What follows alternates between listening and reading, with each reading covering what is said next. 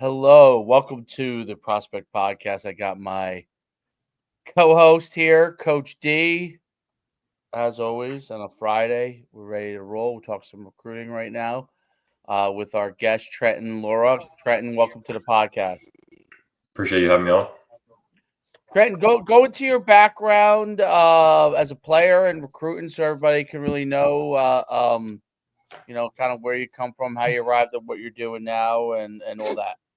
Yeah. So brief background. I'm from Fresno, California. I played over there as far as high school goes. Wasn't really like a super stud athlete or anything like that. Was a backup throughout most of my high school career. And so obviously when you're a backup, you don't get a lot of film. And so I had to learn like, how do I get recruited despite not being an amazing athlete or having amazing film or having a ton of stats. Got a couple offers out of high school, even though I had that tough situation. Learned how to use Twitter, how to message coaches, how to talk to them, how to handle the process better, and then ended up going the junior college route. Went to Santa Barbara City College, where I was there because I graduated during COVID. So obviously that whole year was kind of ruined because California junior colleges didn't play. So spent about 2.5 years there, and then learned about the recruiting process even more. Still didn't play a whole lot. My buddy Alex Johnson was ahead of me, and he ended up going to the University of Washington. So when you got that good of a quarterback, it makes it a little bit tougher to get some more film. And so still was able to get recruited despite that. Ended up going to Morningside University, which, if you don't know, is one of the more prestigious NAIA programs. And then went over there, finished out my career, and that was pretty much the brief just there. So. Okay, and then so fast forward, you're tell me about what you're doing from a recruiting standpoint. And before you go into that, when you said you got offers at a high school, like what do you mean by offers? You mean opportunity to play or scholarship offers? Yeah, scholarship offers was offered by mostly NAIA schools. Yeah. How did you get scholarship offers as a backup? I did start a little bit, but I was benched like multiple times, going back and forth, doing the whole quarterback battle thing. Got it. Okay, cool. So talk about like how you fast forward, you got into starting this recruiting thing. What's that about? And let me know a little bit more there. Yeah. So while I was actually playing at Morningside, I started to tweet a little bit because obviously the junior college journey is its own thing, and I was like, oh, I'll talk a little bit about it. I had a unique story, and so I started tweeting, and like one of my first like 10 posts like got 150K views. I was like, people. So I decided to keep tweeting. Ended up people like hearing about my journey, and the one thing that people really liked hearing about was the recruiting stuff. And so I kept talking about it, and then people started to reach out to me saying, do you offer help? And I was kind of just doing my own thing there for a little bit, and then fast forward here, I've been doing this for about a little over 2 years now, and it's kind of been this whole thing where we've got 50K plus followers across a bunch of different platforms. So it's been a blast. But yeah, that's kind of the brief background. Just started posting and turned into what it is now. Interesting. Cool. So now, as far as you started tweeting about your kind of your journey, and it resonated with people, and people wanted to know more about that. Talk about how you decided then to like take that journey, and then like what are you doing for kids recruiting wise? Like, what are some of the things that you're doing there? Yeah, definitely. So essentially what we do is I kind of look at it, it's like there's two different sides. There's the education part, because obviously like the recruiting process, especially nowadays, it can be so overwhelming. You got, especially for parents and the kids, like you got to learn the whole social media side. For a kid, you got to learn how to talk to the coaches properly. You got to get educated on how to even stay eligible, all those kinds of things. And then we also help them out in terms of outreach. Outreach is such a big part of the recruiting process. So essentially we help them automate the like intro emails, and which saves them a ton of time and ultimately gets them, more responses because they are able to reach out to more coaches than they probably would be able to on their own as well. So those are like the main two things that we do. So you take their profile and then you help them automatically email it out and track that, I guess. Exactly. Okay. And what have been the results on that? Yeah. So, I mean, so far we've worked with over 100 families, and we've gotten them a total of over $16 million in scholarship money just offered to them. Average family gets anywhere from a 60 to 70K scholarship on average. That's over 4 years. And then, from as far as distribution between divisions, we've had about 30% of those families go Division 1, and then it's even spread from there as far as Division 2, 3, and A, and so on. So, Wow. Right. So over in 2 years, you got 100 guys placed in places. So, um, all right. So I'm a little confused. So how are you guys getting them placed? Like so you're emailing them. So basically, they're kind of, it's like somewhat of a self-service kind of methodology, right? How is that, like, from the time that they come on board with you guys? What's kind of your guys' role, and what's their role with the recruiting process? mhm. Yeah. So, I mean, once they come on board, really what we do is we do a deeper dive into a couple of things. So we'll take a look at their, like, kind of, I guess I'll just give you a brief look at like what I tell families that we do in the first 7 days. So right when they come on board, they get access to, we have like a full-on classroom with a bunch of different resources and trainings and library section there. So that's obviously all access to them, but obviously they're not going to go through that in the first 7 days. Right. We take a look at their X profile. I'm very big on that in terms of, I mean, it's like basically your resume there. And so we make sure that that's correctly set up in terms of their profile picture, their bio, their pin tweet, their post. What are they even posting in the first place? Make sure it's not just a bunch of random retweets or just irrelevant stuff that they don't even need on there. Making sure that they just even have posts in the first place. Then we take a look at their highlights. Those are obviously important as well. Making sure ordering is correct, making sure it's got the right plays in there. There's no bad plays in there as well that may be discouraging things. Once we have those things properly set up, then we get into, we call it our done for you exposure machine, in terms of we set up the outreach stuff. So we send it all. It looks like it's all coming from them. It doesn't look like it's coming from us or our company. We're kind of these like behind the scene kind of ghost people in terms of the coaches don't even know that we're working with them. Mm-hmm. And so the emails are sent out in their name, and then the DMs are all sent through their profile. So that way they're able to build that relationship with the coaches. And then basically we get that up and running within the first 7 days. It's all, personalized to a certain coach list. It's the messages are personalized to the coaches and everything. And then pretty much from there, they start getting responses, and then they have us to reach out to in case, they run into some kind of unique situation or need help responding or whatever it might be. Cause it's definitely a lot for, whether it's 40, 50-year-old parent dealing with it and doesn't really know how to kind of help their son do it, or a kid, 16, 17-year-old kid that's still figuring out how to handle this whole thing. So, and then we kind of guide them through with, all kinds of things. Obviously camps is coming around the corner. So we meet with a lot of our families individually and talk with them about how they're setting up their camp schedule, who's actually like legitimately interested in them and is actually worth traveling for versus maybe somebody else that's like probably shouldn't fly across the country for this coach. I don't think he's quite going to be worth it. Your return on your investment of time and money and energy is not going to be worth it there. So that's a couple of things. That makes sense. So as far as like from your own experience, like what were some of the things that you learned as far as like getting results from a coach's standpoint? Be able to get the results that you guys are saying you get with those kids, the scholarship money. What were some of the things from your experience? Is it really kind of mostly the kind of software based system, or is there things that you're trying to get them guidance wise to do in order to get them there?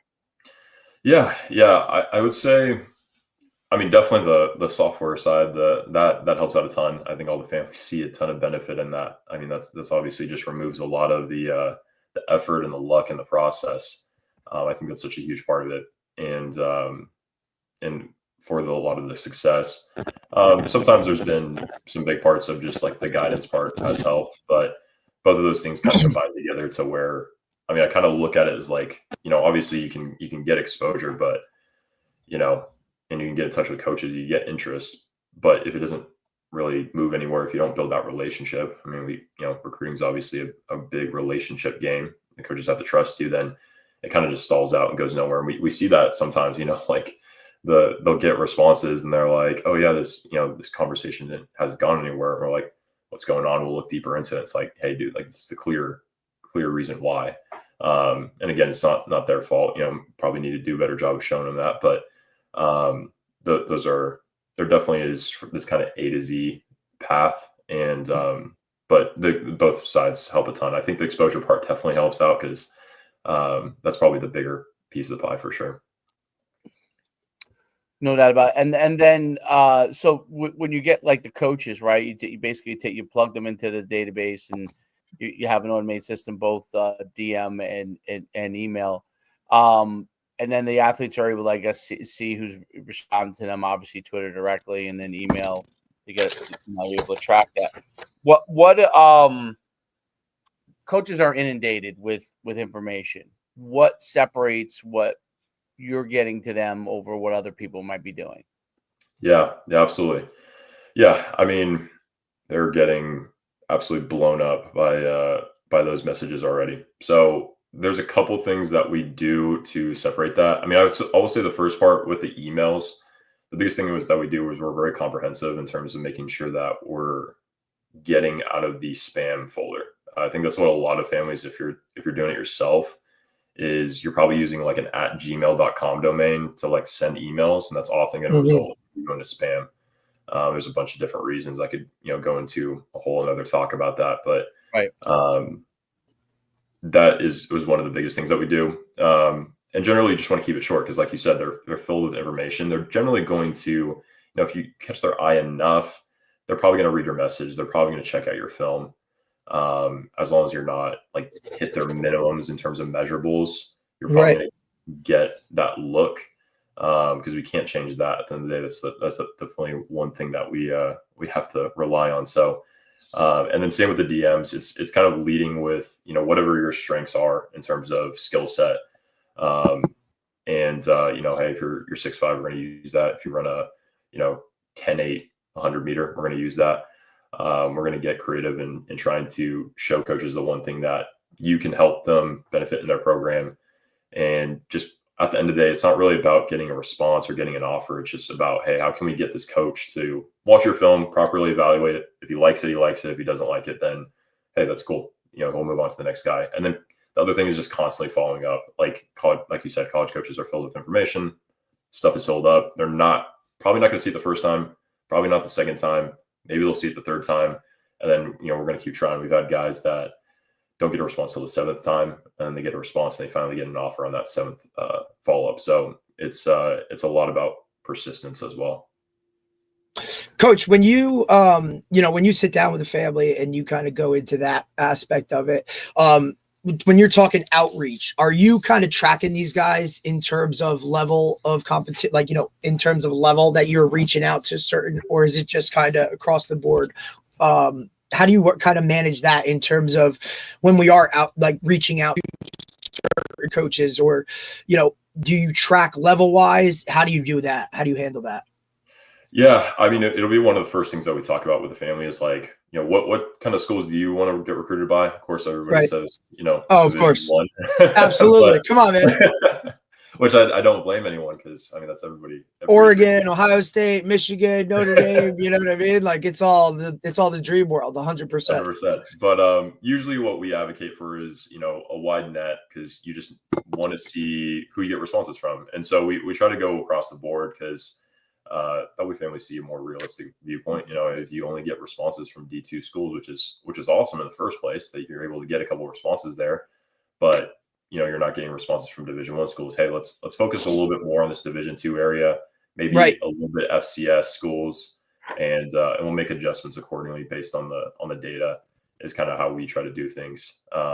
But we also factor in just what they want from a school and what their needs and goals are. Right. As well. Yeah, I think I think that's great that the way you do that, because I mean, honestly, like, as a high school coach, you talk to some of these guys and it's like, question number one is like, look, do you want to play college football? Right. And it's like, do you even want to?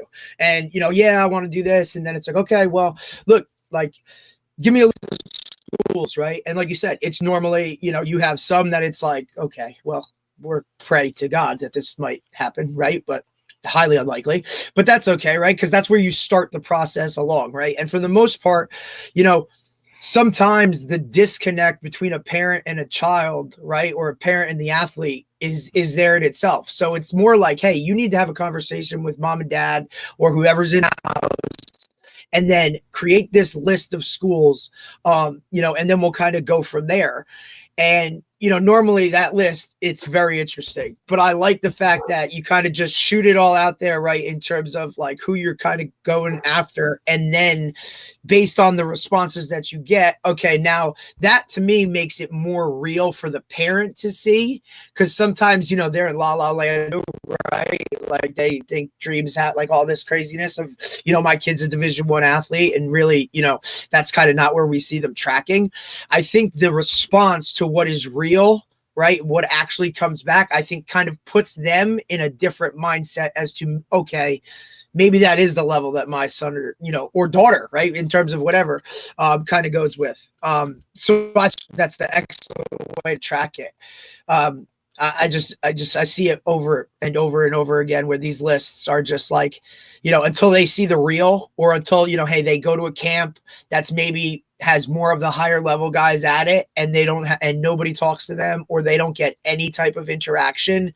That's when it becomes real. I think that's one of the hardest things for guys nowadays, is that realization of like, okay, I'm this level and I didn't think I was that level. 100%. I couldn't agree more there. Yeah, I will say I give kudos to a lot of parents. I mean, we talk to a lot of parents on a monthly basis, and a lot of them are pretty realistic, but you're right on point. I mean, yeah, a lot of people just don't realize how good of a player that you need to be to go Division I at the FBS level, or to play at some of those schools. And definitely some people can, and I'm definitely not here to ruin any dreams, but yeah, it's always interesting to see people go through the process, and then they start to have a realization of like, oh, these Division II schools are. Have you heard of this one? This one's pretty cool. Like, I'm actually interested in this one, and see like them kind of grasp like, this is an amazing route to still go get my education, still go play football, and they're still stoked about it, when they decide to do that route. So yeah, couldn't agree there more. Yeah, and I think that from a recruiting standpoint, the hardest thing is the expectations of it. So when you have kids that come on the platform, are the majority of them just shooting for Division I, and then what's the conversation like, or is there a conversation? Because the software is a big part of what you're doing. So it's once they're in there, there's a self-service part to it. But are there parents that reach out and say, hey, I'm not getting response from these schools? Like, what do you have to kind of gauge them from that standpoint? Yeah, so we how we operate, we have a phone call. We have a video call with all the families that we work with before we even bring them on. So we always set expectations around that. And especially if we start to hear like, hey, I'm only Division I only want to play Division I FBS football. We usually, we take a look at their film before we even hop on those calls. So we have some sense. Of course, we're not, the best evaluators in the world or anything like that. But we can at least give them a range of where we think, based on measurables and all those kinds of things, So we usually give them some kind of expectation there of like, hey, we think you're probably not a Division I guy. We probably think you're somewhere more around here. If that's something that's a deal breaker, then I'd recommend not working with us.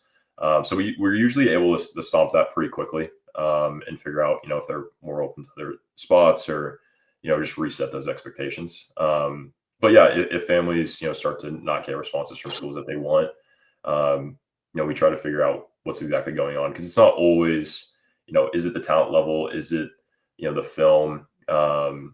Whatever the situation might be, it's kind of different based on each family, but it definitely does happen. And of course, with all the new recruiting stuff, this last season it was roster spots and being cut, and of course the transfer portal still there and everything. It's continues to get more competitive and things continue to shift. So we try to stay ahead of that curve and continue to keep families in the loop on what's going on and what we're seeing, what we're hearing. So yeah, I Coach, go ahead, Dave. No, yeah. I'm curious, what like at what part of the process do you see majority of your guys that come and kind of utilize your program? Like at what age are they at? Are they, sophomores? Are they juniors? Are these guys that are kind of like going into senior year and, hey, I don't have anything? So like kind of where within the process do you kind of get majority of your clientele? Yeah. So we get most of our families usually during football season. I think that's when it's like top of mind for most people. Right. So yeah, most of them are juniors and seniors, and they usually have tried some stuff or doing some things, and they're just not getting much traction. That's usually where most people are at. I will say, especially because a lot of my stuff is on Twitter. Usually those families are farther along than I have a pretty big following on like Instagram. Those families are a little bit more behind because they're not even on the right platform usually. Like there's kind of that bias there a little bit, but yeah, we'll get anywhere ranging. Sometimes we'll get people that are like, relatively in a decent position. But they just want more. Yeah, exactly. They just want more. So that's kind of like, it's kind of on that spectrum, but usually they've got some traction. They're just not getting as much as they want. You could kind of look at it like they've kind of basically tried to do it on their own, right? And they might have had some responses, but it's kind of not exactly what they're looking for. So now, they see you and they're like, all right, well, this can maybe put me over the edge and get me exactly kind of what I'm really looking for. Is that kind of like, because that's kind of like how I'm seeing it. Is that kind of, am I kind of on par with it?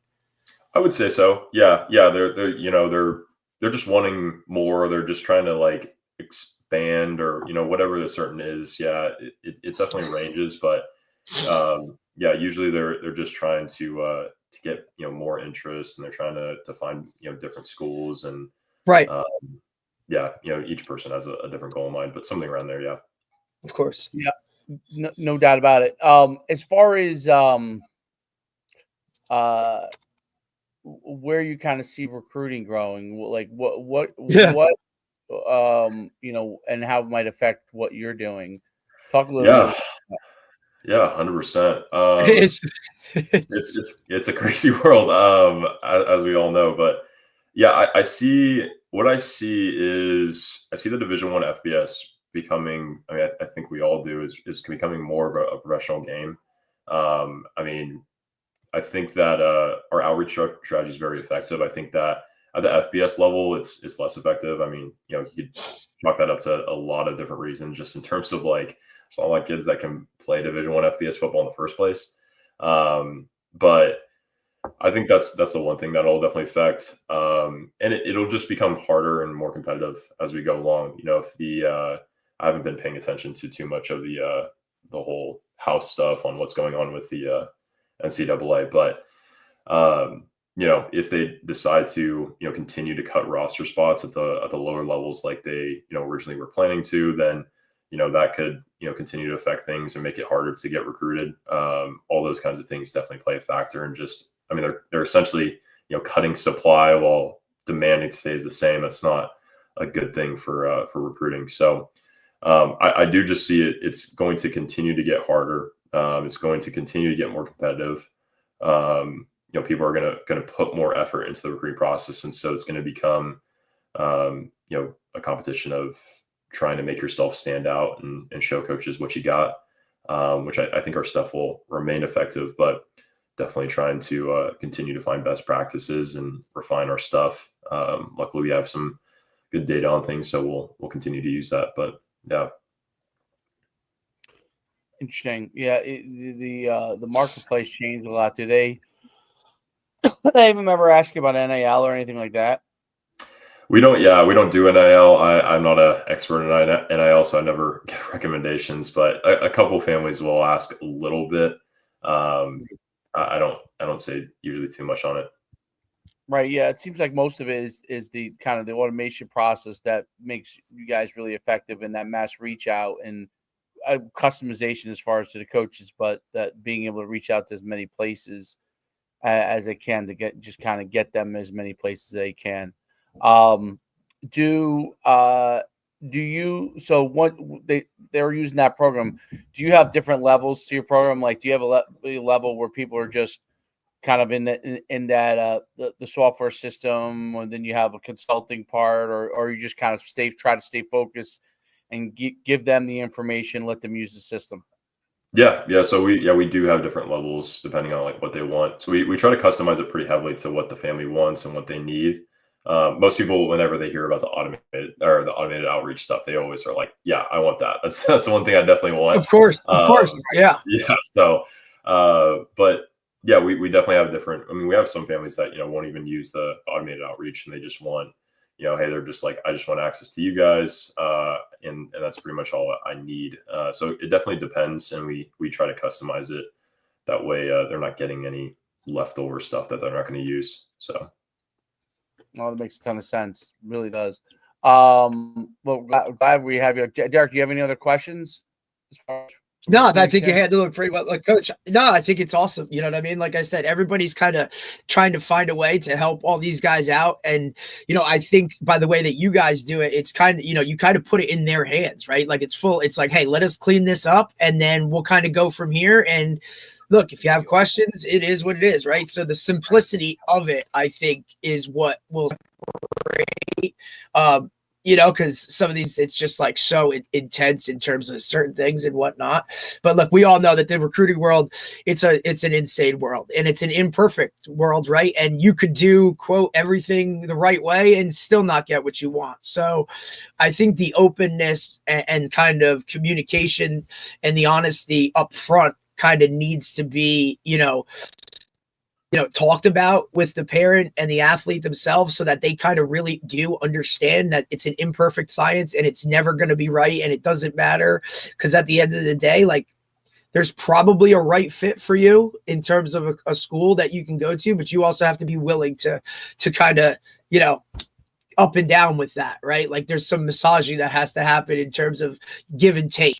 Right. So it might not be perfect, but it works at the end of the day. But at the end of it, it is what it is. And, if you want to get where you can go, you got to work at it. So it doesn't matter how it works, but appreciate you taking the time, man. It's really awesome. If there's anything we can ever do for you, let us know. But we'll talk to you soon. Appreciate you. Yeah. Appreciate you having me on. Thanks so much, Coach. We'll see you soon. See ya. Take care. All right. All right, we got a little recruiting on Fridays. So different. What's interesting. Oh yeah. Well, I think with there's two ways to handle it. I think. Well, there's a few ways to handle it, but I think the big part that they do that I think there is a need for is that customized reach out on a level that's mass, right? So it's customizing it. It's customizing it. Let's say they're reaching out to several hundred coaches or whatever. Yeah, that's what hooked me with that. The automation of getting it out to the masses the right way, right? Like that's kind of part of it, right? The negative part on it is and this is as I see it, but the negative part as it is, it's still you reaching out. who nobody knows about to begin with. So it's like basically a cold call with a non, like, well, you're just it's let's say you're a high school player nobody knows about, and that you're reaching out. Now the other stuff they have around it probably is pretty helpful. That's why he has, like, he really has a lot of educational components to help them with the Right. self-service, which is good. Yeah, I like that part. I thought that was Yeah. cool too. Like, I'd like to see what's in that classroom that they get The hard access to. part, yeah, I mean, 100 people in 2 years, that means you don't you had 100 people come onto the system that landed somewhere. It's like um, that's probably hard to quantify, but what is interesting is the overall software component. I thought the software component of it is really interesting, and then the other thing I think is I'd be curious, because obviously he wouldn't be able to answer that either, but I'd be curious, like, if we had a coach on that side that received their stuff, from the Right. kids, do they know the difference? Do they know if it's automated or not? Do they care? Right? Because Yeah, absolutely. because they probably just have well, if they just have GAs filtering through it anyway, the reach, it's hard to get them anyway, so mass reach probably helps. It's like a needle in a haystack to begin with. So Correct. so you're trying to reach more needles, and hopefully you get a shot, right? So I just think that that part is really interesting. The hard part, I still think the hard part through all of this is, and I think in recruiting in general, which makes it really, really difficult in this era, is you probably have several companies obviously doing that kind of component. So you get the stuff all comes in.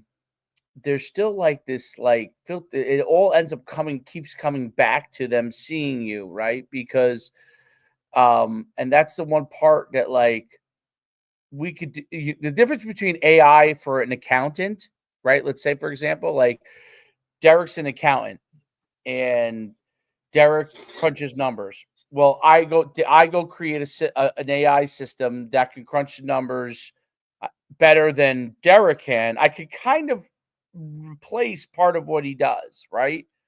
In recruiting, until there's actually a system where that information comes in, right? Like that, Derek reaches out to me, I get the information. I have some automated way to evaluate that film right away, like where it scans the huddle film and on that person and could say, yeah, this guy reaches my parameters based on all the data.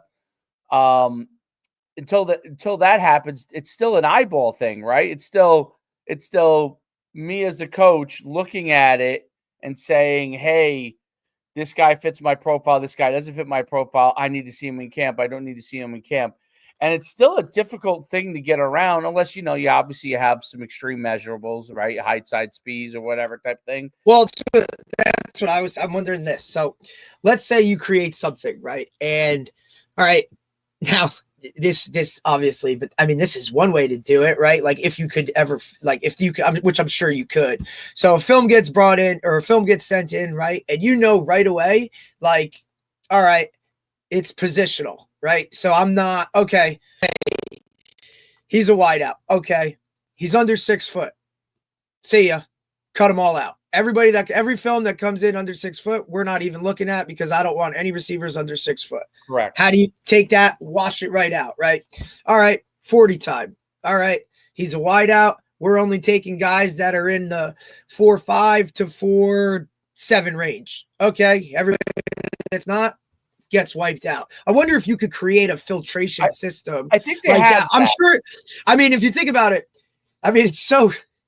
They do, but it's so kind of wild, like that, because like the formality of it, you know what you mean? Like the software, you'd have to have your height, weight, and all that stuff like formally in it, which I think his program does for you, right? Because it formalizes how you send out certain things with that mass, right? So that's a good thing. But then, like, you're looking at guys that, like, maybe they're just football players, and that's totally killing that whole aspect of it, right? So I think at the highest level, it don't matter.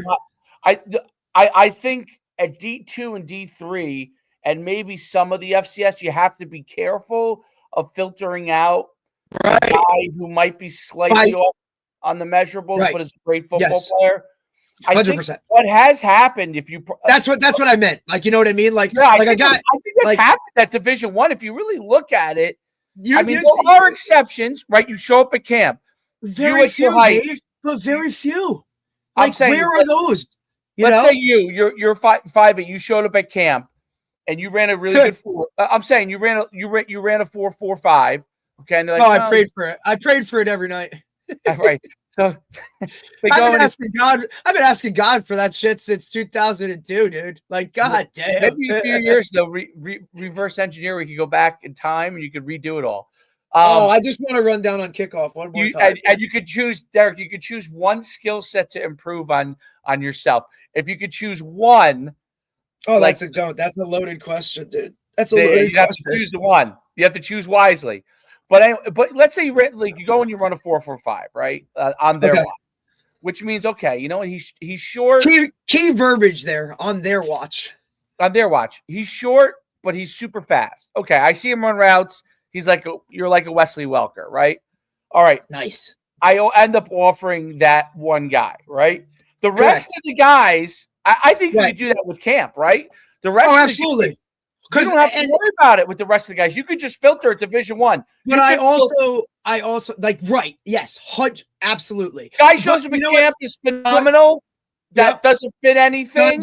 Done deal. Like, here you go. And I feel like as a staff, you get kind of like, maybe you get like one of those a cycle, right? Like, hey, this is our he might make it thing. You know what I'm saying? Like, whatever. He's just so damn good. He's just so like good. or hey, there's just something about this kid that like everything, like I don't know how much this is starting to play into it too, but at the end of the day, I still think you need locker room guys, right? Like, you need guys that can keep a locker room together in some way, shape, or form and manage so many of these personalities that are now, when this guy's bitching that he doesn't have enough money, who's the guy that can come over and calm him down so that it doesn't become something crazy?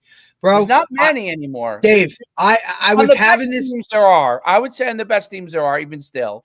And I don't know. I think it was because I just heard on Urban Meyer's podcast with Tim, Mark Ingram, right? And they were talking to Vrabel, and Urban kept saying that those Patriot teams, like, that's what made them good, was those guys that could control the locker room. And the expectation was, and look, whatever they did outside of it always came back to like, hey, this has to come first.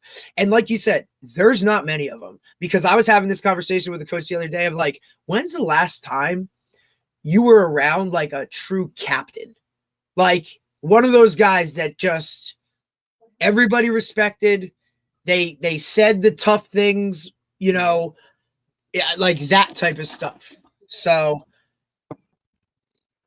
I think that's, I don't know. I really don't know how many of them there are. And look, let me preface this. It's really hard to be a leader. Like, it's hard, right? Because you're not always going to be liked. Sometimes you're going to have to toe that line between, oh, well, you're just doing that for the coaches or whatever that shit is. You know what I'm saying? Like, it's really fucking hard, especially in nowadays where everybody questions everything and respect factor is lessened now, I think. Like, and for one, like, I know at least in our heyday, if you said something back to a captain, like, there was going to be some issues. You know what I'm saying? Like, there was a physical aspect that was probably going to happen, whether it was on the field or in the locker room.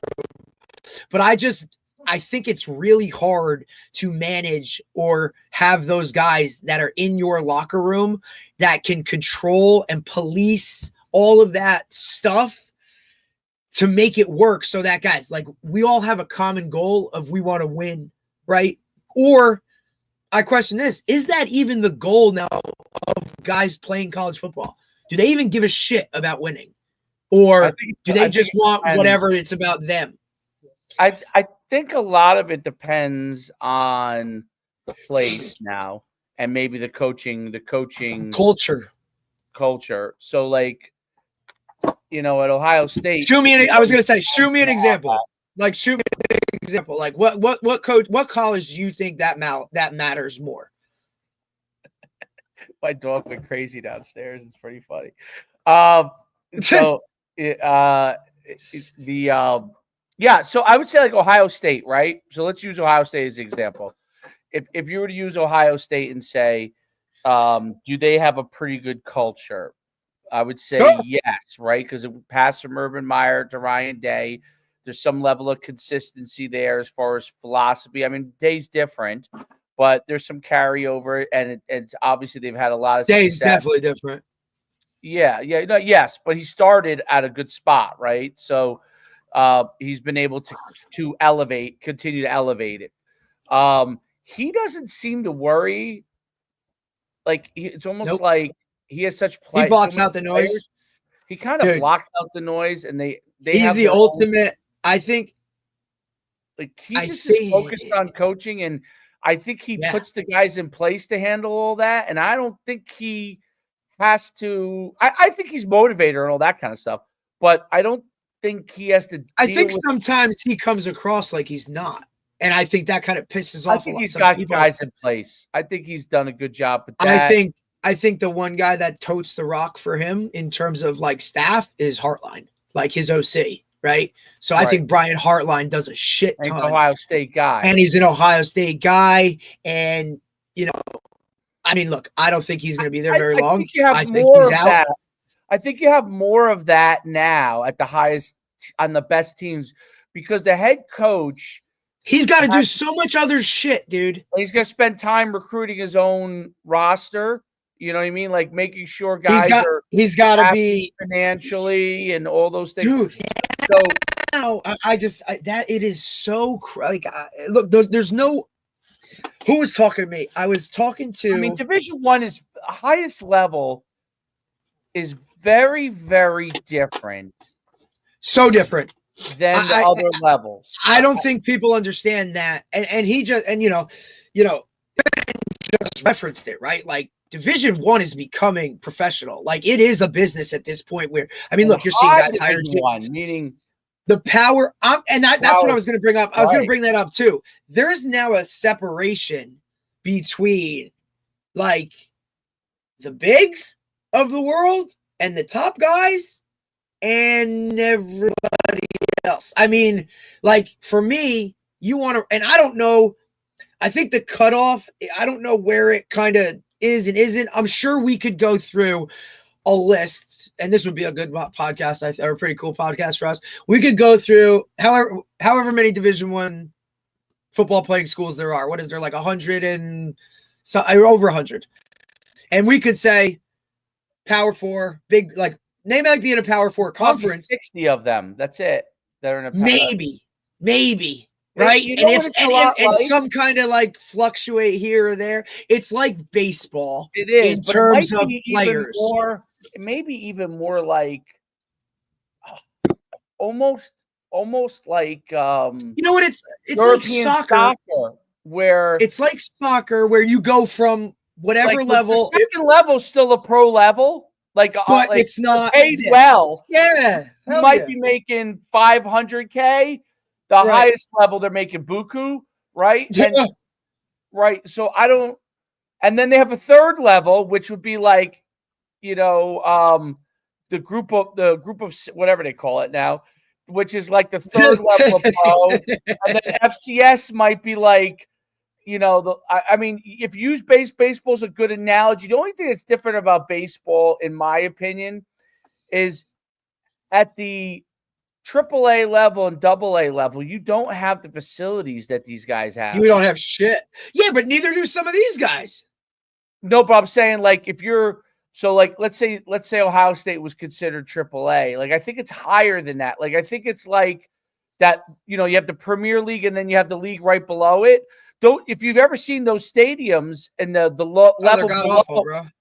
they're unbelievable. The level below Premier League still 50,000 seats. Oh yeah, for those guys, absolutely. But it's like just you in want a to talk smaller like town. You know what I'm right, saying? you want to talk like single A baseball. I mean, Yeah, dude, they you're don't have talking the like facilities. Yeah. like look, there's like 3 of those stadiums in Jersey alone that we drive by all the time, and you're like, I mean, it's nice, but that's shit. There's one in Lakewood.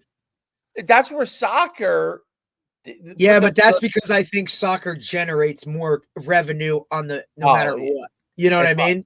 Because it always comes down. Like, look, and you want to talk about if you want to talk about numbers in that regard. Yeah, maybe more than NFL, right? Like so soccer absolutely generating more than NFL in Europe. I don't know. I really don't know enough about it. Maybe when you start breaking down the euro in terms of dollars and all that kind of shit. But I mean, remember soccer. I don't know. I just think there's a lot more. Obviously, like, look, football is different because it took over God's day. Like like football, the NFL runs Sunday. And they developed a niche on a market that's very much USA only based. And now with them trying to branch out, right, internationally, and and I don't know, it's very difficult to see it go international because the sport itself is expensive, right? We talk about this all the time, like to outfit every single person and equip them the right way, you're talking $500 easy, right? Like, and that's lowballing the shit out of it.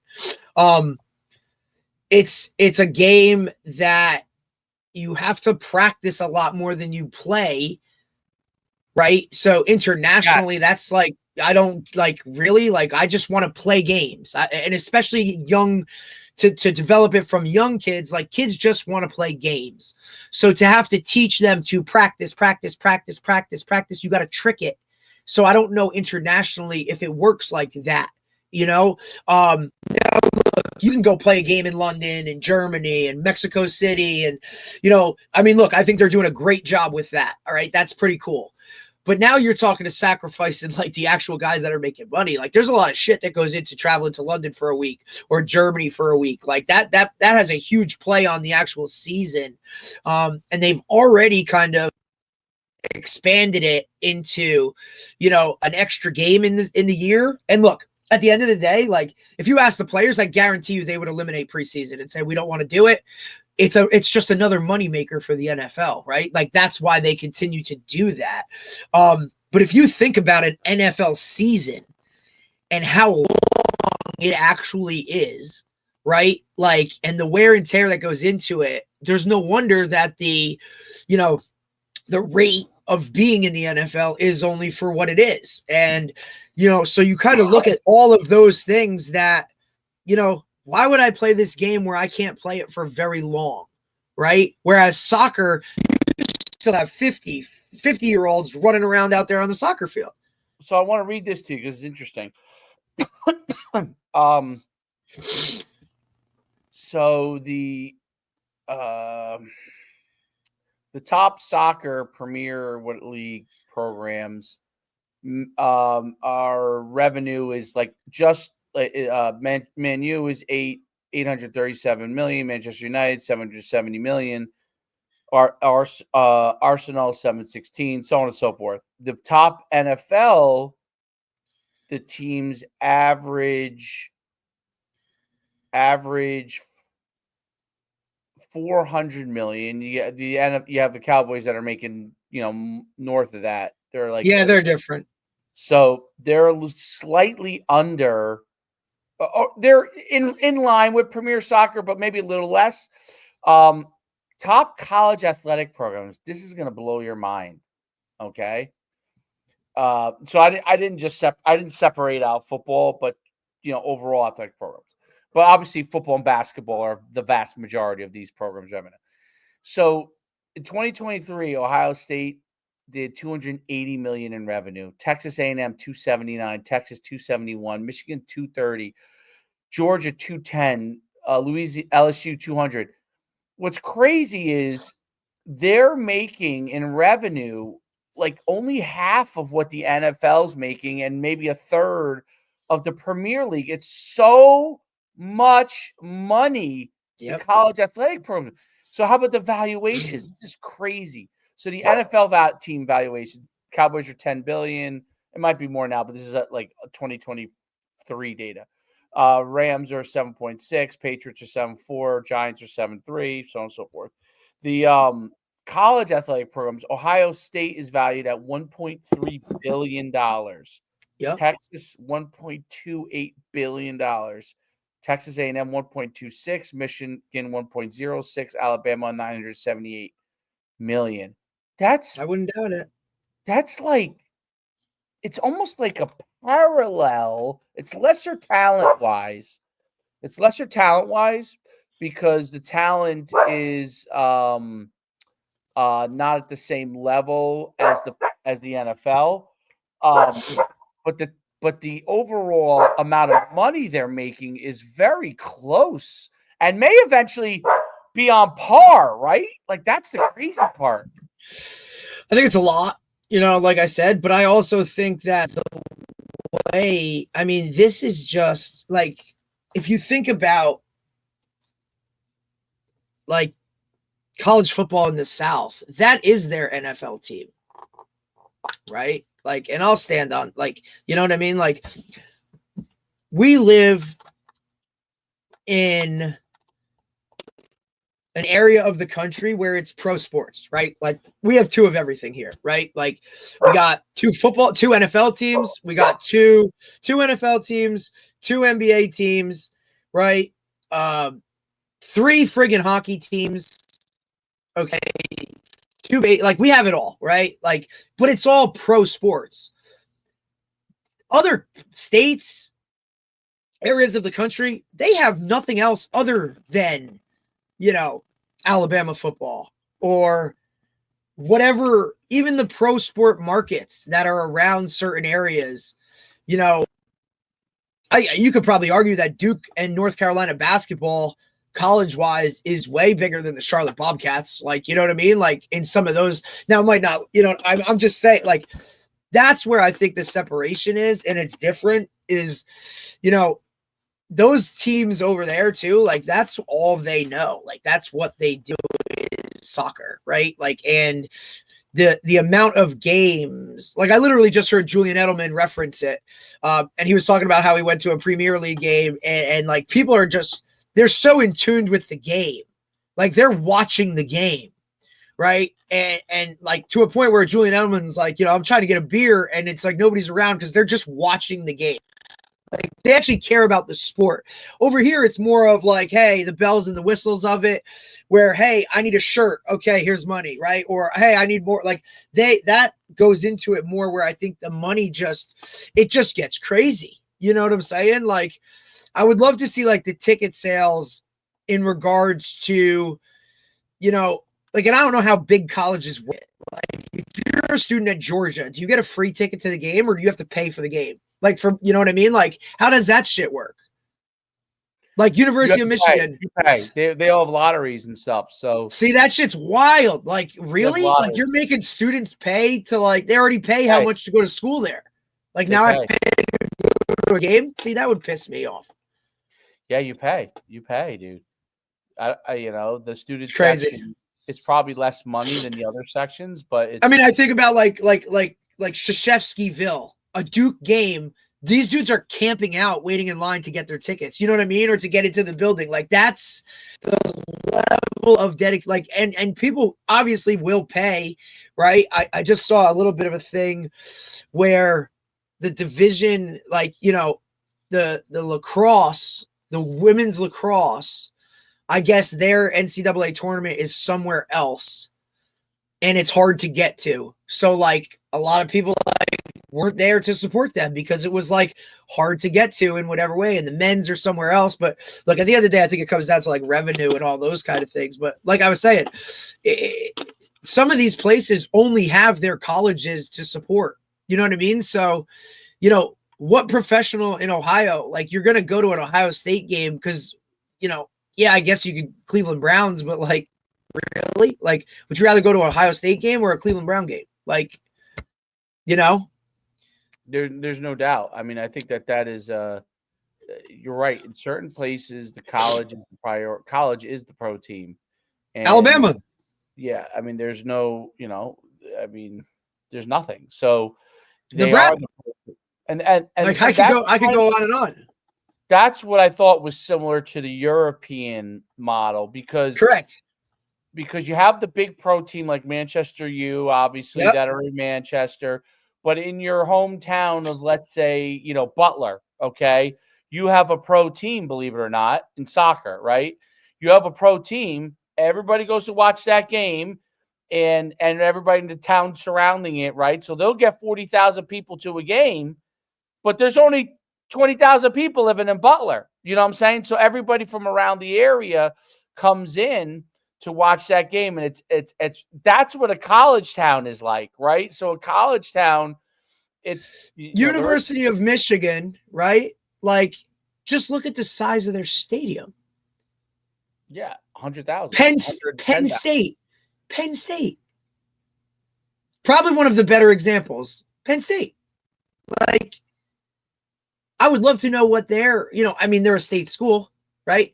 Like, or it's just college football, man. It's a business, and I just hope that it doesn't start to become like too much of. I think it's already at the highest level. I think that player coach connection is kind of like, now with like even hiring GMs, like, how's that going to work? Are they just going to go to say, like, the receivers coach and say, hey, here's the targets we're going after. Like, go talk to these guys. Like, your input doesn't mean shit.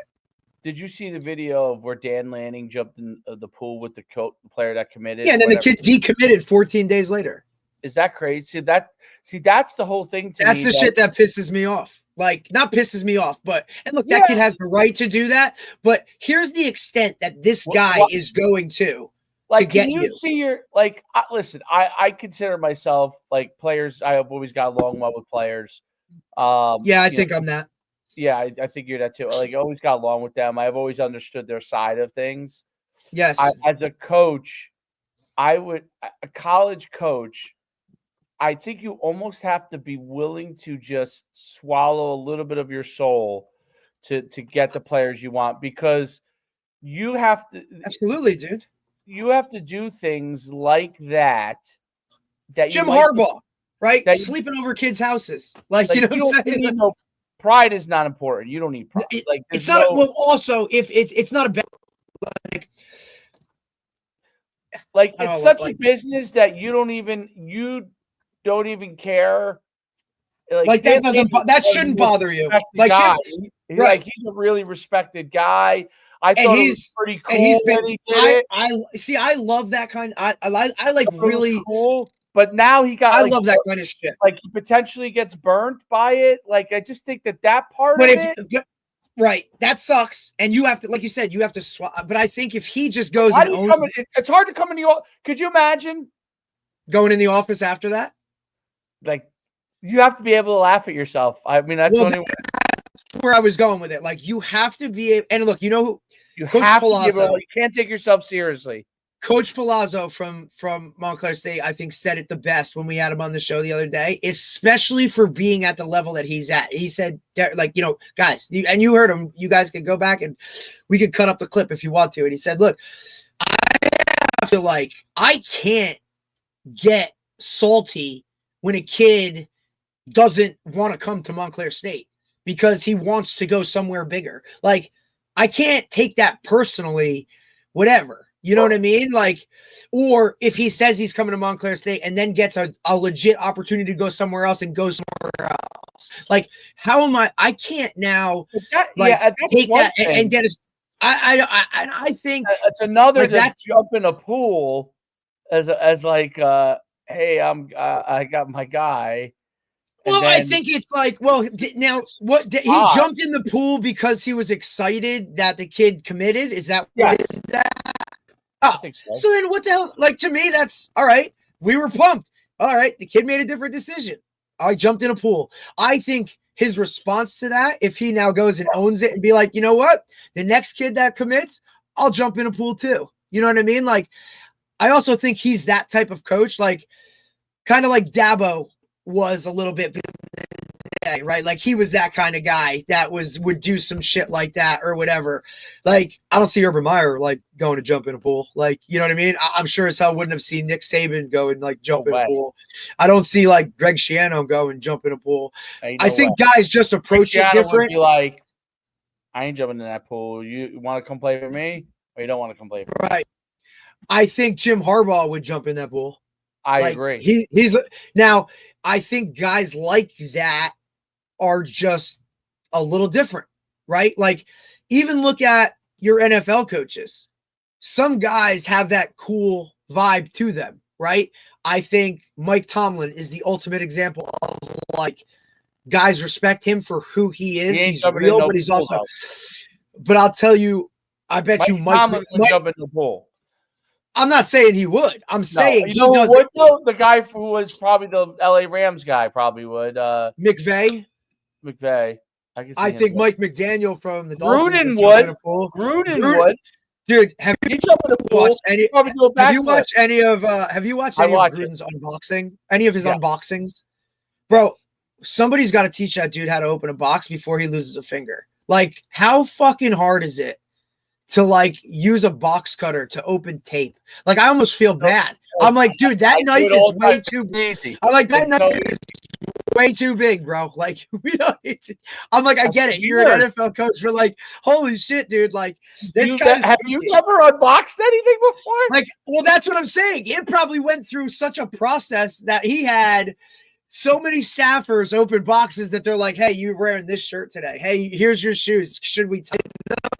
Like, some of these guys can't do the day-to-day around the house type shit, which is so wild to me. But I'm telling you, dude, that, right? He's created a monster with that, dude. Like, he gets like a gazillion boxes a day now. Like, Dave Portnoy basically said, listen, you're going to do what I did during COVID. When he was but that was so fun too. I used to watch all of his shit too, dude. Like, I think that stuff's so cool. Then he started getting all these crazy things coming to him, dude, and he couldn't keep up with it. He couldn't keep up with it. All he had to do was tell, like, hey, I really love swords. Then before that, 1,000 fucking Japanese swords and shit. Yes, like, he was getting all kinds of crazy shit. It's just, that stuff's cool. But I like that. Like, I don't know. It's just, look, you can name in your entire career, you can name coaches that you were like, look, I'll ride or die for this guy, but this guy can go off, right? And to me, it took a couple of years sometimes to realize, like, hey, I wasn't a fan of this coach. I know why he did it the way he did it, but he could have done this. You know what I mean? And I've also, like, taken a real, like, deep dive over the years into how I coach and all those types of things. Like, I'm pretty sure that I have a really good grasp of, you know, who I am as a coach, why I am the way I am as a coach. And it's also one of those, like, take it or leave it. Like, this is what you're going to get. Like, I'm very open about how it is, you know. Obviously, I'll tell you, it's changed a lot from the time I started coaching, and this will be going into year 16. Like, I know the world of coaching has changed, and a lot of people want to say kids have changed and all that. Kids haven't changed, dude. Like, they still want structure and they want to be coached hard, right? It's parents that get in the way of that. Changed and correct. And like, oh, well, these kids are always on their phone. Well, they were raised on a phone. Just like you were raised to be outside and do all that shit. That's how they're raised. So adapt or die. And those guys have kind of figured it out. I also think that they're in my eyes, the best staffs are ones where each coach has their own niche into how they coach. We have an overall standard that is expected, but the way that you get your guys there is different for everybody, right? And I really do feel like as an assistant coach, my job is to bring the head coach solutions, not problems, and to follow the overarching standard of the program and push that no matter what my personal views are. If they don't align with the head coach, then I'm probably not on the right staff to begin with. And that's a problem. You know what I mean? Because when an assistant coach is saying stuff that the head coach isn't preaching or is opposite of what that is or any of those types of things, dude, now you have a problem like internally. So if you're not all aligned, man, like I don't know what I don't know what you think you're going to accomplish, but it sure as hell isn't going to be consistency in winning. Sure, that makes sense. I mean, when you're building a program, you need to be going in the right direction. And I think that's something that's really, really hard for a head coach, because not only are you have the responsibility of a program, but you have the responsibility of how many grown-ass men that are your assistant coaches or your staffers that have to be aligned with every single thing you're doing. And then the constant turnover of how it goes and how it works. It's why I think the best guys delegate really, really well, and they trust in what it is. I hired you for a reason, right? Go and do your job. The micromanagers, it's not that I felt uncomfortable around micromanagers, but it made me work a different type of way when I knew that guy was literally going to be looking over my shoulder. It almost felt like you weren't trusted. And that I didn't like, I just couldn't get, I felt like I couldn't get the best out of myself when there was a micromanager around me. The best guys I've been around allowed me to do what I do well, and they allowed me to be who I was. And I think part of that too is in the interview process, like, don't pretend to be something you're not, because then if you're hired because of that, you have to now be that. And if that's not who you are, right, then what are we doing? You know what I mean? Like, that's why I never understood why people would get nervous in an interview. I'm like, dude, you're just going in there and being who you are. And if you're not, then you're like, you know, you're going to have to pretend for a lot of the time. And I don't know why guys would do that. So, well, I think that's a big problem in the interview process. Well, you know what it is too? It depends on the interviewer, right? So, well, you got to ask the right questions, right? Interviewer is not you. The interviewer is not interested in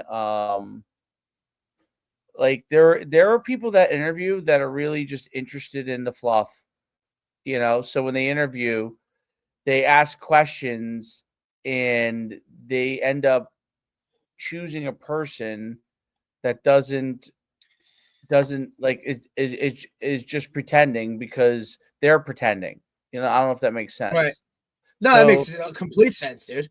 Like it's important, the same as a company. Like if I was like, for example, if I was to like interview you for a job and I said, you know, we got 50 people working for us, blah, blah, blah, and you know, blah, blah. It wasn't really true. And you joined the company thinking it was a certain thing and then it wasn't, right. Like, you'd be like, wait a minute. I'm going to leave. Yeah. I'll be like, wait, I didn't sign up for this shit. Like, I thought you said it was this. Oh, well, you know, we kind of like, dude, don't do that. Don't waste both of our times. Right. Right. Like, just allow, like, be who you are. Like, I compare it a lot to like, I compare it to dating. Like, dude, like, just be you. Right. And look, if it doesn't work, it doesn't work. And like, why do you want to waste somebody's time? Why do you want to spend, like, it's like trying to fit, what is this saying? You're trying to fit a square peg into a round hole. Yes. Like, it's definitely like, that's a pretty good example in the sense that, you know, like you've probably gone on a date with a girl that in the past is like really good looking. Right. And you're like, you want her to like you. So, you know, want you. And you just realize you're on the date and you're like, wow, this person is really just like, she looks great. Like, you're like, but I'm talking to a fucking wall. or she could be smart and you realize that like she feels like she's doing you a favor, right? Like, yeah, I'm not in that world. I'm not in that world. Yeah, I've been in that world.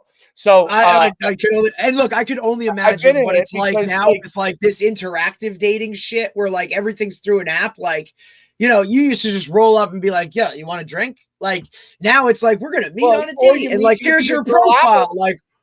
Like you meet a girl out if you were out and then you go on a date and you're like, whoa, this is a radically different human being, right? So yeah, you're like, wow, you were different when you were 7 shots deep. yeah, yeah, it's totally, which is true too. Like that happens. So it's You're like, wait, you told me you were in school and you were graduated. Oh no, I work at Domino's. and that's, I think that's a difficult part, and that's difficult in Shit. in interviewing and getting people to I jobs. I don't think I've tried. And I think coaches, Oh my God. head coaches have a problem, probably much harder at the higher levels. Okay, than even in high school. The problem is you need people, right? So you want just need bodies. You want to convince a guy to come on board. So then what ends up happening? Are you It's actually so hard? It's are you so asking hard. the tough questions? And then at the higher level, you need lots of people, and Ugh. and you need some people to take some crappy jobs, right? So It's like, dude, and here's the thing, like, you need that guy. So do you fluff that, right? Like, hey, right. Sometimes you're gonna have to paint the fucking field. Like, you're gonna have to make sure all the go routes are plugged in and we have everyone. Like, you know what I mean? Like, and I see it, because this younger generation of coaches, they don't want to do that shit. They want to come in, they want to call plays, they want to, like, all this stuff. Like, they're not willing. Some are not willing to kind of go through that level of, you know what I mean? Like, you start here and you work your way up. I get it. World where Dave, I get it. Listen, it's look, the guy we had today. Okay, if you were to ask me if this guy would be able to have a business in recruiting 10 years ago, I would be like, no credibility, didn't really play that much, wasn't that successful on the field. Who the hell's going to listen to him? Right. Dude, but nowadays you make videos and you can get the information that's necessary. 100%. And he developed a software program, which is smart of him to be able to, and now he's able to have some success with that. That to me is complete, like, foreign. That's of the way the world is going. You could get the information that you need, but it's foreign to a lot of people. Like, people are having to adjust to that part of the process. Like honestly, if I was hiring a guy now, college, high school is different. College, I would like to know what they know about AI and being able to make their job more efficient. That's where I wouldn't even be whatever, because I'd be like, I don't know shit, but I'm willing to figure it out if you want me to. You know what I mean? Like, because I'm still not sold on it. To me, I've always won with people. It's about people. And you're gonna no, but your background people are gonna need to have it. Your background, your people, not just analyzing recruits and filtering, but trying to get through mass amount of work in an efficient manner. Right. Like, you're gonna have to know it, because if not, you're not gonna be able to physically do what you need to do. Like, I get that, right? Because you're gonna get at the highest levels. I can't even imagine how many, like, DMs.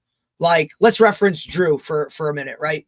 Safeties coach at Rutgers. And that's let's say, that's a Big Ten school, but it's, we'll say maybe they're right inside the 60 that we were talking about being up here, maybe, right? I can't even imagine the number of DMs he gets a day, or huddle videos a day, or coaches reaching out, hey, I got this kid. How do you filter all of that without AI? One, back in the day, you probably already have something. I'm saying, I'm sure they do, but I could just, if you now can't take all of that, delegate it to, say, your own personal assistant or whatever, or a GA, and say, hey, look, here's what you're looking for. Give me the 10 best guys, and then I'll look at 10 rather than 500. You know what I mean? Like, there needs to be that type of system, but I just can't imagine.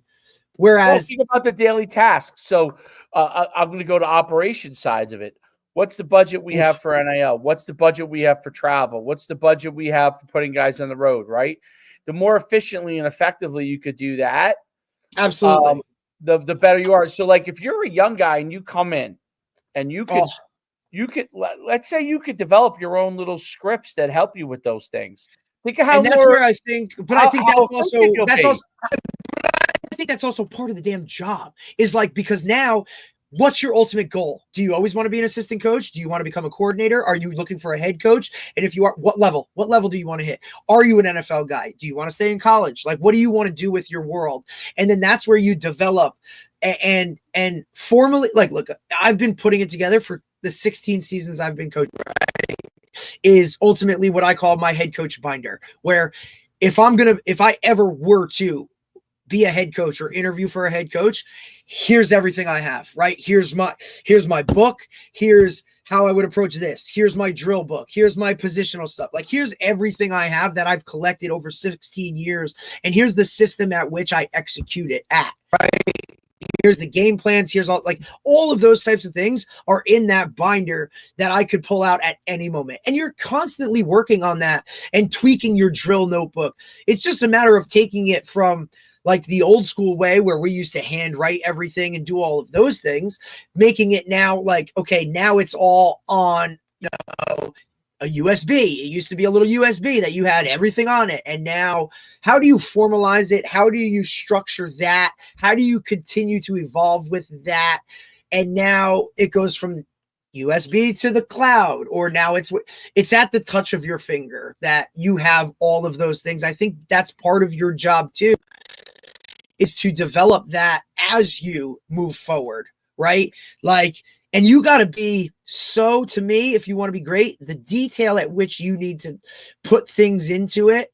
And I think I want you to see something that's interesting, right? Like guys overlook a lot of those little things. I typed this in the ChatGPT. Okay.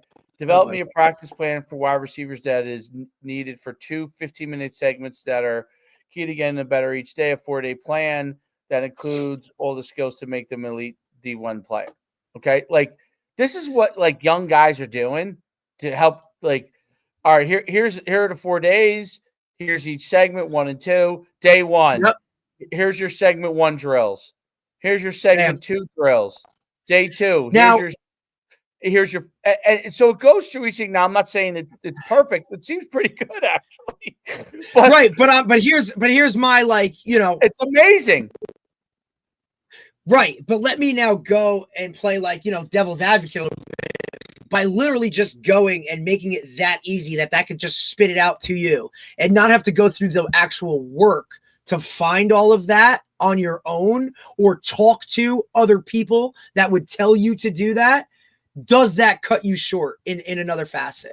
Because to me, one of the greatest things about this profession in terms of being a coach is the networking at which you meet other guys. And to me, it's all about like stealing all your stuff. You know what I mean? Like that's coming from ChatGPT, where I could have gotten all of that from talking to 10 coaches. Right. So if you're able to shave time off of your development and get better quicker. Right. But I'm saying, are you now being shorted by not talking to coaches because you just typed it in? To me, to me, it's like that's where you get shorted. I think you need both. I think you need both. If you could, I think that if you could have that level of balance, I think that's important. I think you need to talk to people who know, right? Because they've done it. But you also need to, like, they're usually going to share with you 1 or 2 drills, right? Or 1 or 2, like say wide receiver. Here's what I like to do with my guys every day. Like, this is, this always helped me, and this always helped me. They're not, and if they were going to share with you their training plan, which most guys will, because everything now is an open book. ChatGPT pulls it from all the sources on the internet. So every guy has put a plan out there. Every guy, so it's pulling from sources.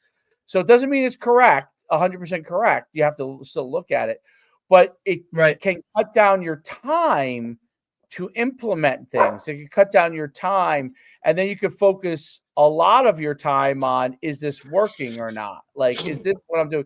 That's what you're going to see happening.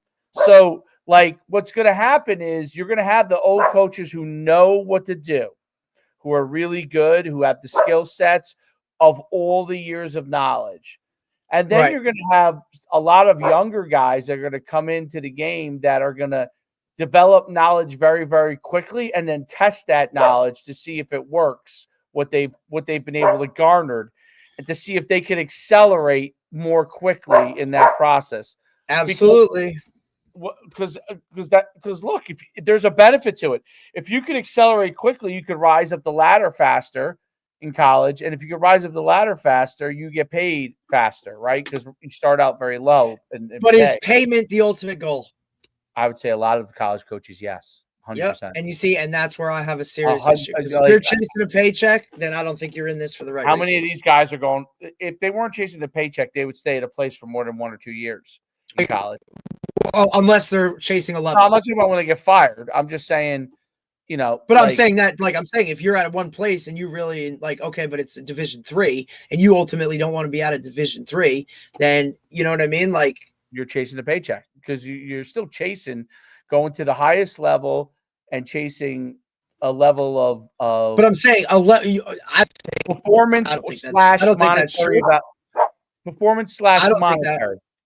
I would just you because I want to move level. You want to get but it has nothing to do with money. I just want to coach different players. I would say that about half your guys are that, and I would say most of them are a combination. Yes, right. They want to coach the highest level, but the highest level also gives you the most financial, the monetary, right? But I also think with that comes a level of work that you now have to increase, right? So if you're not willing to do the work, then you know what I mean? I think it's just, obviously to me, the higher the level, the more work that has to be put in. And if you're not at the end of the day, if you're not a worker who's willing to literally put it all on the table and get after it every single day and consistently be at that level, then I don't stay in high school and wear a polo, right? Because you can see that, right? I think it's one of the first things that jumps out. Look, everybody hits the ground running the first 3 days, but the consistency of can you keep it dialed up like this at that level over a long period of time? That is where kind of what I think separates the good ones from the great ones. Yeah, I believe coaching ability when they get actually into that process. But there's so much information that you could go and I wonder if you could garner all these things that are out there on YouTube and build something that filters them all into one system based off of this type of offense and this type of defense, instead of having to watch all these videos all the time and trying to figure it out. If I watch this guy right here and he has all these videos broken down and then he has certain things covered, then I got to watch this guy over there. I wonder if there was a system that could pull them all in to and then be hey, I want to run I mean, college odd front, cover 3 in the back end, bam. And then you get right now it's randomized. Clips. It's randomized. Right. You get it randomized. You get it algorithm based. Algorithm. Now look, now every video that pops up on your feed is going to be 3-4 cover 3. You know what I mean? I think that's kind of how it works, right? Depending on what you're looking at or I'd love to binge. Yeah, it's a good example. Let's say I think I'm going to run 3-4 cover 3. Okay. If I'm going to run that coverage and that defense, that base, I would love to be able to pull up every single way someone handles 3-4 cover 3 and how they play it. Yeah. And just binge that. You binge Netflix. I'd love to binge 100 clips of it because I think it would go into my brain and I'd be like, okay, this is what I'd like to do after watching 100 clips of it and seeing all the different kind of styles and ways they do it. But right now you might watch this guy and be like, okay, seems pretty good. I think I like that. Then you got to go try to find another one like that. Right. Whereas if you just had a software that could just give you all of it and say, here you go. Yeah. Yeah. Let me see all the versions of this right now. Exos does that at the college level. Cause I remember when I would go in to Rutgers when Nunzio was there. Yep. And he was the interim. I think he was the interim right there at Rutgers. Yep. Yeah. Yep. When he was the for interim, half a season, I think. Yes. So I sat in and I went in there a few times, sat in with them. and they would pull stuff up from Exos, like, Yep. let me see all of this or let me see all of that, and they would filter it and Right. pull it It's up. kind of like what Huddle can do within your own system, or what you Within have your own uploaded system. within your own system. Like, hey, I want to see every QB, every GH counter we ran Right. in the last 4 years. Boom. Like, I'd Right? love if you could see everybody else's. That's the thing that would be so awesome. That would be sick. That would, like, you know, what was the coolest thing? I don't know if they do it in the Shore yet, but the greatest thing about the Super Conference, Probably they don't. not. They don't. Yeah, you know, yeah. When they did the pool, The pool, everyone can see everybody's shit. everybody That could was- see everybody's shit. I think That they do was- something like that, but like, no offense. The Like, Shore does it or no? I think they do a little bit of it. I like that was the greatest. Yeah, because thing if like, ever. hey, or like you could go and grab, okay, this team played them well. Like, let me go get that film if I don't have it. Or hey, I'd like to do a little bit more of this. Well, who runs that? Okay, I can go pull tape from that, right? That was, dude, that was awesome. I was like, I mean, Yeah, kid in a candy store, brother. Oh, dude, the guys. But I that, mean, you're also talking us who are like literally football junkies, whereas some of these coaches don't even know how to watch film, like, or don't even know how to break it down, that right? can't Or be. That can't What? be. Guys don't know how to watch film still. Like, dude, how's you that want to possible? talk, bro? Because look, you just said it. High school coaches to get good ones is really hard. I'm Yeah. talking like assistants. I'm not talking head coaches. Like, Yeah. I'm sure you always have a All group the of head coaches like know. your head coach, and probably I'm sure that there's like Coordinators. two Most guys coordinators. on the staff, right? Like I would say on average, there's 3 to 4 coaches on a staff that could really be high level guys. The rest, I think you're just placeholders, and maybe you're a good guy, or shit. Like maybe you could teach, like maybe you're the way you could take something and go there. But like most of these guys just want to show up, stand on the sideline with a polo Friday night, like they're important, right? Like, they want to wear a headset so they can tell somebody, they want to, like we talked about it the other day, like the status, I think, is what a lot of people love about this game, not the nitty gritty of what really goes into it. They love what football can do for you or how it makes you look when you're associated with it. I don't think a lot of guys are purists when it comes to that stuff. I mean, that's just how I feel. That's me personally. Yeah. I really don't. And that goes, and I think coaches are just as guilty of it as players, right? Because coaches love to have their egos stroked and all those other kind of things, but the best coaches can ignore that guy that's telling you suck at whatever play you just called. Like, and I get it. That's hard to fucking do when they don't see the amount of time and the hours and what goes into really just winning a game, dude. Like, if there's one thing I've learned in 16 years of coaching, it's that winning is not the normal. And that was a huge adjustment for me coming from the programs that I played for and where I grew up, because winning was the norm. Like, that's what was expected. And to go to places where winning was not the expectation, or above average winning was not the expectation, it took a lot of time. And look, I'm still not okay with losing, but I understand why it happens more than winning does, because it's really, really hard to win any game at any level and then consistently do it. You know what I mean? Like, I think it's why now I savor wins so much more, and I savor high level players, because you don't get them all the time. I think it's why I still do a lot of the stuff that we do in terms of that, because I enjoy being around really, really high level players, but it's definitely, you don't get them all the time, especially in a public school setting. Like, you get what you get. And if you don't just take that and develop it, then you're not going to be very good, or you're not going to have a product where guys are going to want to stay. They're going to want to leave, because that it is now, man. Like, and it's not good, bad, and different. I have my opinions on it.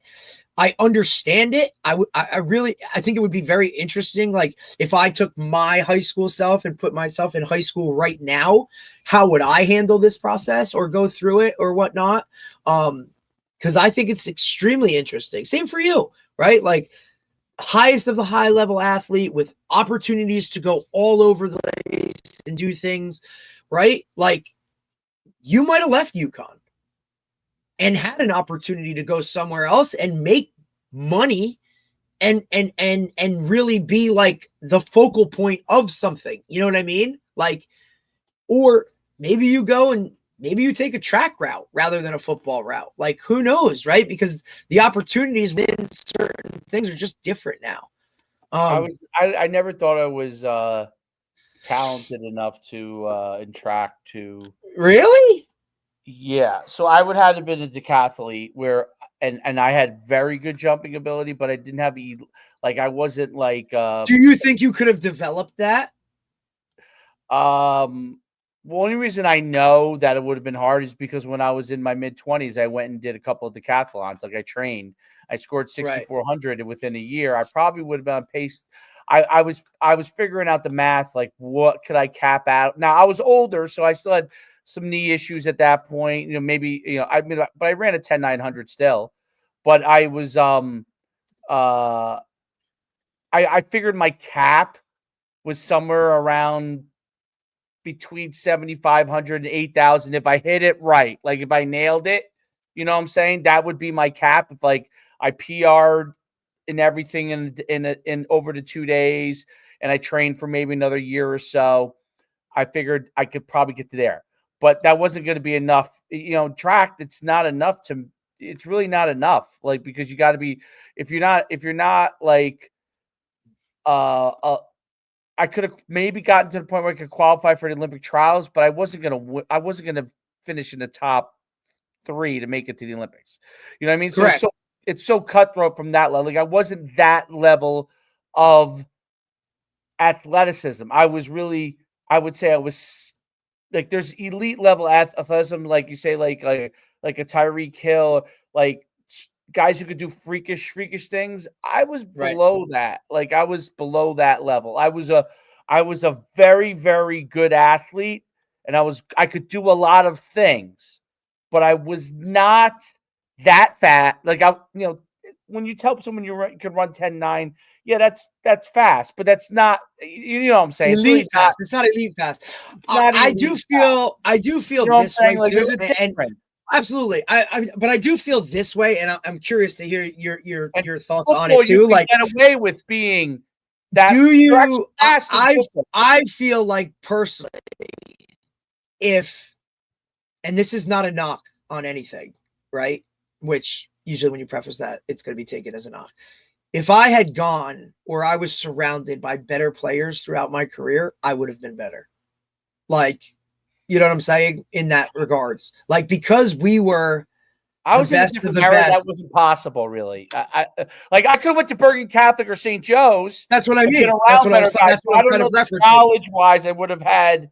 You know, the 90s were. But that's what I'm referencing. So if you went to Bergen Catholic in the 90s, Dave, you still you could have gone somewhere better than UConn, no matter what. I'll stand on that no matter what.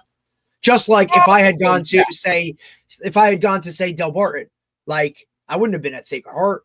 I'd have been at a bigger school. I probably would have been if I went to St. Joe's. Like I told you that story where my father didn't tell me till about 2 years ago that St. Joe's. By the way, your dad, you have a dad, obviously have a dad. And listen, dad when my dads parents are funny, huh? Are they funny or what? I remember sitting like doesn't tell me for 60. I'm 50. Dave, I remember tell me for 30 years. I remember sitting in my kitchen, right after I had randomly asked to go to Del Barton camp, and my parents said yes, and I don't know how they put together the money for me to go to their summer camp as an 8th grader, but I can remember the ride home and having that conversation of, hey, these guys really liked what you did and they want you to come to school there. And I don't know how we would make it work, but if that's something you would want to do, well, let's go through the process and we'll figure it out. Right. Right. So I remember taking the placement test. I remember like doing all of that. And then ultimately it was, hey, this is your decision because it's your life. If you would like to do this, then we will support you 100%. Now, I'm sure the two of them, I'm sure my mom and dad were sitting there going, how the fuck are we going to come up with $32,000 a year for you to go to school at Del Barton? I mean, we're talking, this is 2000, right? Like, holy shit. Right. But the fact that like, it was like, you know, like, oh my God, that to me is in itself a decision that I don't regret the choice that I made. Yeah, but when you look at it, it's like, shit, life would have been a lot different had I been surrounded by those dudes. You know what I mean? And now, the one thing no, go ahead. No, I said the one thing that I would have been in green. I think what you're saying is true. Different. Like I think what you're saying is and maybe true. That's only because like we're Group 1 guys. You know what I'm saying? I do think the one thing that doesn't change is that my dog is driving me nuts. The one thing that doesn't change, put him in the microwave, I would say is at the highest level. Like, would they have deemed still, no matter even if it went to St. Joe's, was a star there, let's say went to, I don't know, BC or somebody like a little bit higher level. Oh, look at you going BC. Okay. Yeah, okay. I mean, I wouldn't have known much other than, you know, like Syracuse. Let's say you went to Syracuse. Yeah, Syracuse. Like, I didn't know. Like, I knew about West Coast schools because I that wasn't like a thing for me. I never thought about that. You know what I'm saying? I mean, I would have enjoyed it if I got recruited there, but I think it was different then because we didn't have the access to understand that, or we didn't even see those teams on TV, right? Like, or any of that stuff, because there's just a wider span of everything now. So I did get recruited by, I mean, there's no doubt it was like at least 75, 80 colleges at the Division I and FCS level. And like, because I remember I used to get all the letters. I remember eventually my mother we threw it all away because we were like, what are we going to do with all this stuff? But remember coming home and just those letters just spread out like, dude, those were the best. Dude. They were great. I used to love that. Even myself, these were not, that wasn't nowadays. These were not formal typewritten letters. Like, I would like you couldn't and it was hard to and a lot of them were hard to read. They were hard to read, bro. College coaches' penmanship sucks. It was. I love that era, but I thought that was great. You really felt good. Nothing better than a handwritten note. And the best I used to love. And the coaches would all come in.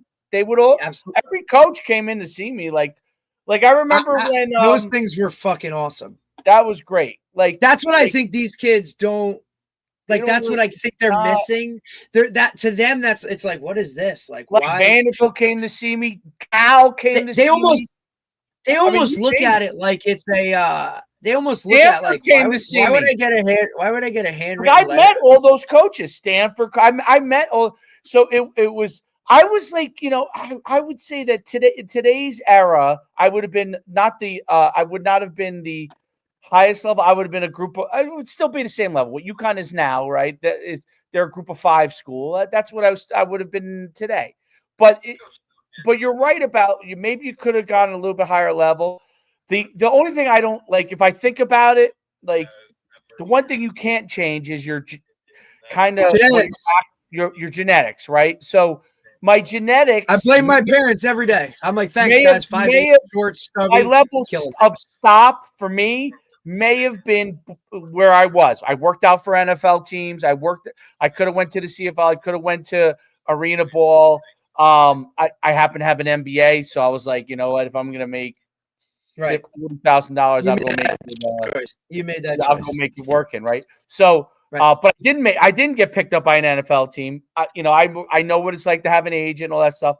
But it was but that may have been my cap anyway. You know what I'm saying? Like, no matter if I went at a higher level, even if I started there, was a star, maybe that was my cap anyway. I don't know. You know, I knew that playing wasn't going to be the end all be all for me. I wanted to play football for as long as I could and then use football after the fact, in terms of, okay, I'm at the highest level I can play at.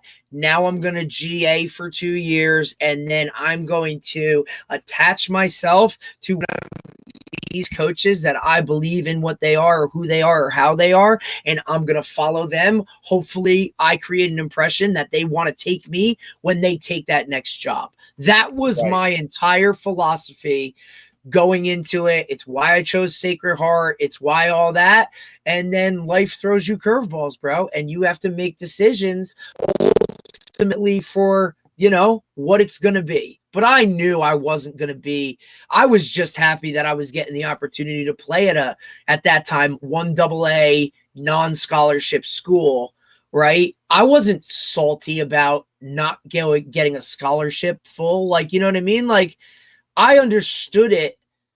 And I think that might be why it's hard for me to not understand why kids don't understand nowadays. Like, how do you not realize what level you really are when you're going against these other guys or nobody's talking to you? Or I understand well, I can get there mindset, because I still had that too. Like, I could play there if I wanted to, but the realization of understanding, like, I want to go somewhere where I'm going to play, right? Like, because you have that long, I knew my time was numbered.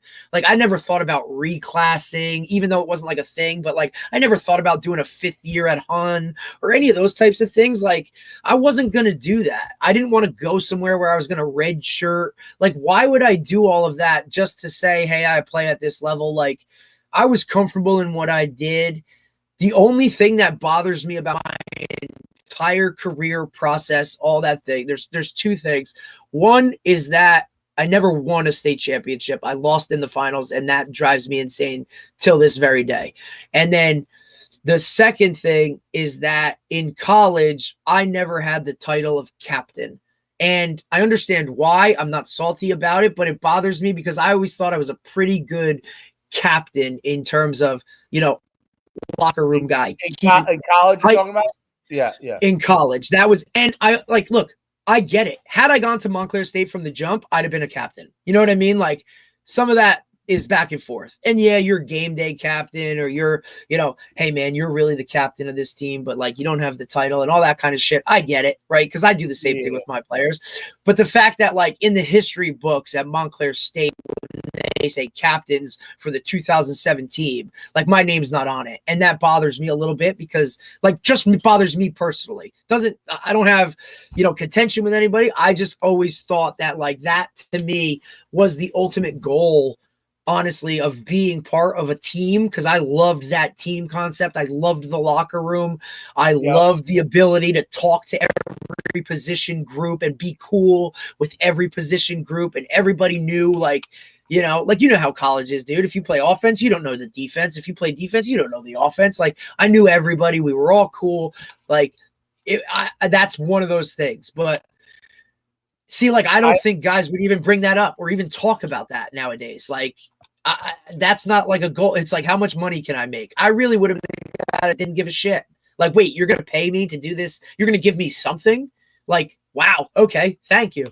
You know, I was happy when Sacred Heart was like, hey man, you got a 3.6 GPA. Here's extra money. I'm like, oh shit. Thanks, dude. Like, let's go. Now I'm just going to work even harder. Like, okay.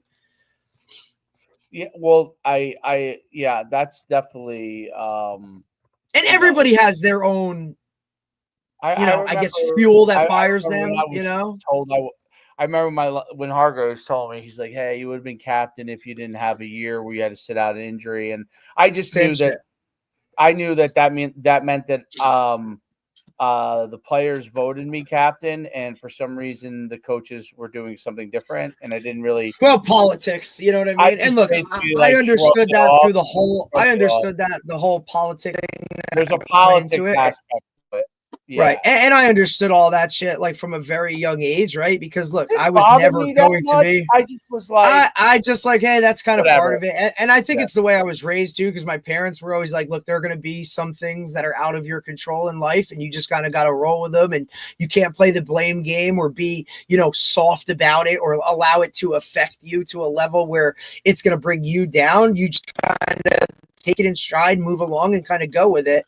I just think it's what it is. You know what I mean? I think that's hard because like those were the conversations when I got in the car after a game. Whereas now I think a lot of those conversations when these kids get in a car is, well, your coach doesn't know what he's doing, or it's just it's negative mindset shit that's being pumped to these kids, and why they are the way they are. Because look, if you're hearing that on the ride home, at the dinner table, in the living room, if it's constant, you're going to believe it, right? Like, you should be getting more touches. You should be, they should be doing this. They should be, how about like, just tell your kids to align with what's going on. And even if they don't like it, like shit's going to happen. So it is what it is. It's just different. It's just different.